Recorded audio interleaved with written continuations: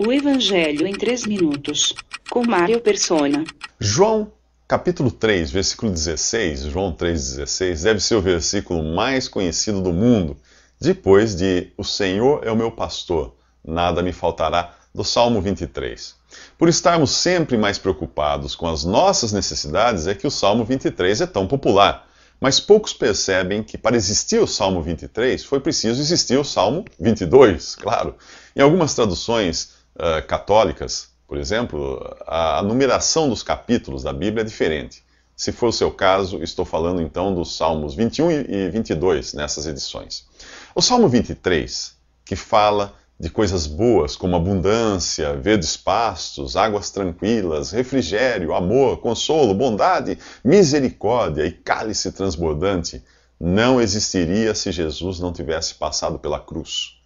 É no Salmo 22 que está o brado que ele daria 1000 anos depois na cruz. Deus meu, por que me desamparaste? É nesse Salmo 22 que nós vemos Jesus abandonado por Deus, massacrado pelos homens, cercado de malfeitores e com as mãos e os pés traspassados por grandes pregos.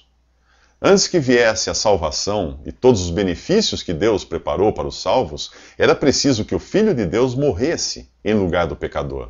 E essa obra magnífica está resumida em um versículo, João 3,16, o qual apresenta não só a base para podermos nascer de novo, mas também a razão ou motivo de Deus.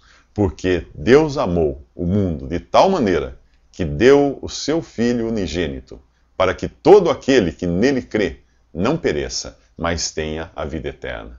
Primeiro vem a origem de tudo, que é Deus, e o seu moto, que é o amor. Deus amou. Então vem o objeto do seu amor, o mundo, o que não significa o planeta Terra, e nem a sociedade que os homens criaram, mas simplesmente todas as pessoas que vivem nesse mundo.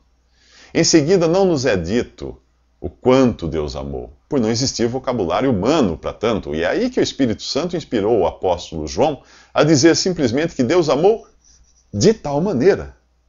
Deus não ficou apenas amando os seres humanos perdidos em seus pecados, mas ele tomou a iniciativa de entregar o que tinha de mais precioso. Ele deu a Jesus, seu filho. Se entregar um filho já é uma medida extrema, imagine entregar um filho para salvar pecadores. E foi o que Deus fez com Jesus. Ele nos amou de uma maneira indizível, ao ponto de entregar o seu Filho Jesus para morrer, para tirar os nossos pecados e ressuscitar para a nossa justificação. Embora o amor de Deus seja universal e o sacrifício de Cristo seja suficiente para salvar todos os homens, apenas alguns serão salvos. Deus não amou o mundo de tal maneira que deu o seu Filho unigênito para que todos não pereçam e todos tenham a vida eterna. Não. Ele deu o seu Filho para que todo aquele que nele crê não pereça, mas tenha a vida eterna. O que você acha? Deus incluiu você nessa salvação ou não?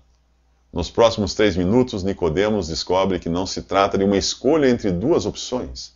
Existe só uma opção. Visite www.3minutos.net.